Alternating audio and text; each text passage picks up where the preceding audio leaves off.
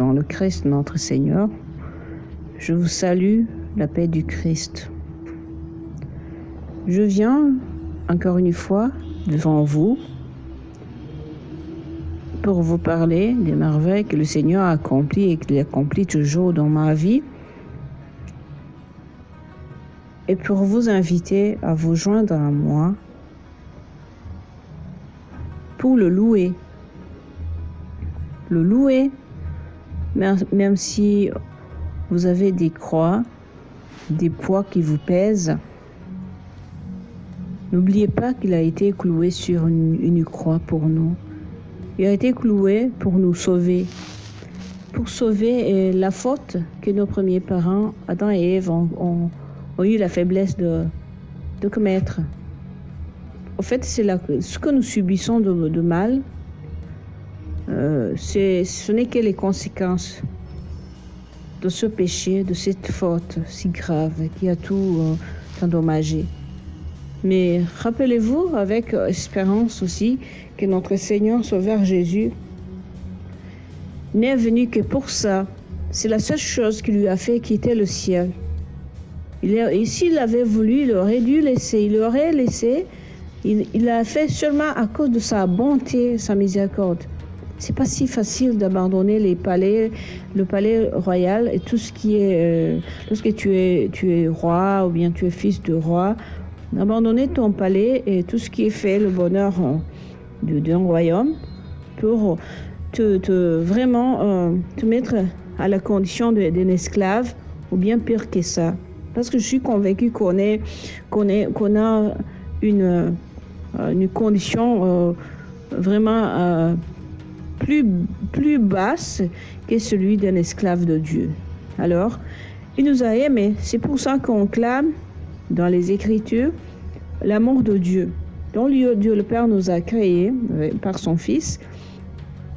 Mais il a eu tellement la miséricorde envers la faiblesse humaine. Quand nos deux parents ont péché, il a eu la miséricorde et la compassion. C'est ça, c'est cet amour qui englobe le tout. C'est l'amour qu'on clame dès qu'on est petit, on l'entend, mais on ne comprend pas. C'est cet amour qui régit tout, même actuellement.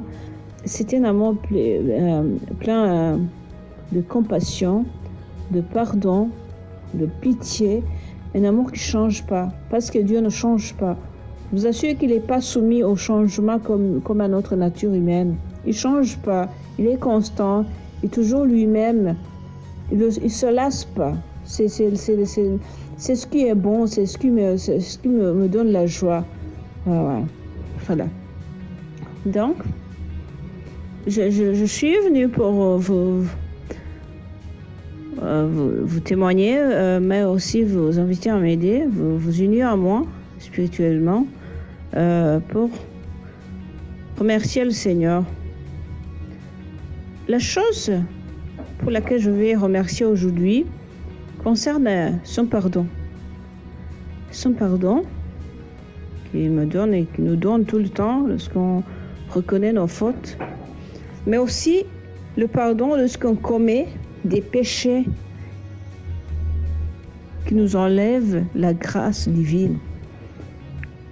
Dans l'Église catholique, on appelle ça les péchés mortels, mais les péchés graves qui nous coupent de la vie, de cette connexion avec la vie divine. Il y a tant de personnes qui meurent au bas âge, tant adultes. Il y a tant de gens qui meurent dans les accidents, dans les maladies, et qui meurent avec le péché mortel. Sans doute qu'ils vont en enfer lorsqu'ils n'ont pas pu se repentir. Et moi, je me suis toujours posé cette question. Pourquoi est-ce qu'il m'a toujours donné la deuxième chance pour que je me repente? J'ai vu toutes les fois où, à cause de ma faiblesse humaine, je suis tombée dans le péché mortel. Un souvenir qui me fait mal, qui m'humilie, qui me donne la honte. Je ne suis que réconfortée par la grâce de Jésus parce qu'il est bon. Il ne veut même pas qu'on se rappelle de nos péchés, des fois qu'on a péché. Car lorsqu'il nous pardonne, il oublie. Il est très bon, de façon que lorsqu'il nous pardonne, il oublie. Voilà. Moi, aujourd'hui, je viens pour lui témoigner ma reconnaissance, ma gratitude pour cette deuxième chance. Cette deuxième chance qu'il m'a accordée, alors que c'est pas à tout le monde que ça a été accordé. C'est un amour extrême, suprême, extrême. Un amour vraiment indicible. Un amour que je ne méritais pas. Puis il m'a fait confiance, il a osé me faire confiance au-dessus de toute confiance. Je lui dis merci. Je vous invite, vous aussi, chers frères et sœurs, à entrer au-dedans de vous-même, dans votre vie, pour regarder avec les yeux de la foi, les yeux pleins de reconnaissance, de gratitude, pour lui témoigner votre gratitude. Dites-lui merci, louez-le, bénis-le, dis-lui merci, bénissez-le, louez-le, car il le mérite. Merci Jésus, merci infiniment, merci le plus profondément possible pour toutes les fois où tu m'as donné la deuxième chance. Tout ce que j'ai fait une chute, tout ce que je suis tombée, n'importe comment, et que tu m'as accordé ton pardon le plus profond par le sacrement de la réconciliation. Je te remercie car je ne le méritais pas. J'aurais pu être mort tout de suite sur le champ. J'aurais pu vraiment mourir, car en dehors de ta vie, il y a la mort. Je ne peux que te dire merci. Et sur les réseaux sociaux, c'est toi qui me donnes cette opportunité pour témoigner ma reconnaissance, ma gratitude dans ta volonté. En ton nom, Jésus, je te loue, je te remercie. Au nom de mes frères et sœurs, au nom de toutes les créatures humaines, du passé, du présent et du futur, je te dis merci pour toutes les fois où tu nous donnes la deuxième chance. Nous osons t'offenser, nous osons pécher envers toi et contre toi. Et tu oses, dans ton amour indicible, tu oses nous donner la deuxième chance. Le pardon, tu fais comme si on n'a rien fait, si rien n'a été fait, ou si rien n'avait été fait contre toi, alors que tu as souffert, que nous t'avons fait mal. Merci Jésus. Je ne peux que te dire merci. Et que mon merci te parvienne aussi sincèrement possible. Qu'il te parvienne. Et que je sois immersible au nom de tous mes frères et sœurs du monde entier. Merci Jésus. À ce merci envers Jésus, j'y joins un autre merci du même genre. Donc, si c'était à une personne, si Jésus était une personne, je vous assure qu'on allait avoir de gros problèmes. Et d'ailleurs, il ne resterait pas pierre sur pierre. Je regarde moi-même. Lorsque tu viens, tu es un ami ou un proche, tu m'offenses. La première fois, tu me demandes pardon, je te pardonne. La deuxième fois, tu recommences la même chose, une autre faute, grave ou plus ou moins grave. Je te pardonne. Je t'assure que si ça devient, si tu pêches la deuxième ou la troisième fois ou la quatrième fois, je vais refuser de te pardonner. Je vais dire, celui-là ou celle-là fait semblant, ça devient une coutume pour lui, alors je refuse de lui pardonner. Donc, on est sévère envers notre prochain. C'est si rarement qu'on réalise que le Seigneur agit de la manière différente envers nous. Alors que nous l'offensons, il a mal. Le plus souvent, nous oublions que quand nous péchons, avec n'importe quel péché, nous lui faisons mal. On a l'impression, moi je dis que c'est la société ou l'apostasie qu'on vit sur terre, nous convainc que lorsque tu pêches, tu as transgressé la loi divine seulement en l'air, mais on ne pense pas au mal qu'on fait à Jésus, à son corps, à son esprit, à son cœur. Il souffre, je vous assure. Il souffre. Comme nous souffrons lorsque notre prochain nous fait du mal, je suis convaincue que lui souffre plus intensément car à cause de sa sainteté, il est plus sensible. Il souffre. Il souffre vraiment. Alors, au lieu d'y penser et d'essayer d'y penser pour pouvoir pardonner à notre prochain, On devient égoïste en se regardant. J'ai mal, il m'a fait du mal pendant 2 ans, 3 ans, pendant longtemps. Il m'a fait, comment est-ce que je peux lui pardonner? J'ai assez été patiente. Alors, on a tort. Relevons-nous, acceptons de nous convertir, parce que tout cela, c'est la conversion. Acceptons d'entamer cette démarche de conversion, de reconnaître que, comme on voudrait pas que notre prochain, notre semblable nous fasse du mal, bien sûr le Seigneur aussi, on ne veut pas lui faire du mal. Et d'ailleurs, c'est osé, c'est une audace. Oui, on a l'audace de l'offenser, on ne devrait pas le faire. On devrait rester humilié, plein de honte. On ne devrait pas vraiment avoir l'audace de lui offenser. Et si, à cause de notre fragilité, notre misère, et si on l'offense, lui demander pardon sans tarder, tout de suite, et être reconnaissant et reconnaissante sans cesse, continuellement, envers son pardon. Parce qu'il ose. Moi, je me dis qu'il a l'audace de nous pardonner.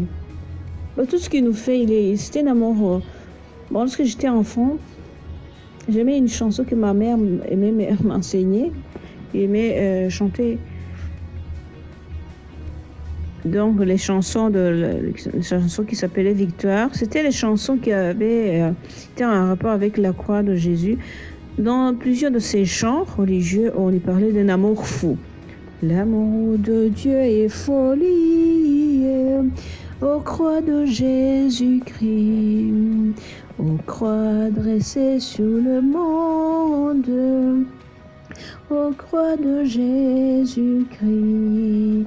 Aux croix dressées sur le monde, aux croix de Jésus-Christ, fleuve dont l'eau féconde, du cœur ouvert a jailli. L'amour de Dieu est folie, aux croix de Jésus-Christ. Voilà. Donc c'est l'une des chansons, c'est l'un des chants, mais je vous assure que la plupart des chants qu'il m'a enseigné, bon, il nous relatait cet amour fou de Dieu, et ça m'a un peu poursuivi. J'y pensais de temps en temps, un amour fou, mais c'est maintenant que je comprends que l'amour de Dieu est fou, positivement, parce que si c'était moi, souvent je me dis, si c'était moi envers l'humanité, les hommes, je ferais ça. Donc, on ne lui épargne rien pour lui rendre malheureux. Ça fait mal, c'est malheureux, ça fait mal, c'est triste, mais c'est dégoûtant aussi, c'est dégoûtant. Faisons le contraire, chers frères et sœurs. Je vous invite, je vous exhorte, c'est une exhortation. Unissons-nous, faisons tout notre possible, invoquons son secours, sa grâce, parce qu'il ne peut pas nous le refuser. Et faisons barrage, faisons une barrière contre le mal qui s'accroît, parce que à cause du manque de prise de conscience.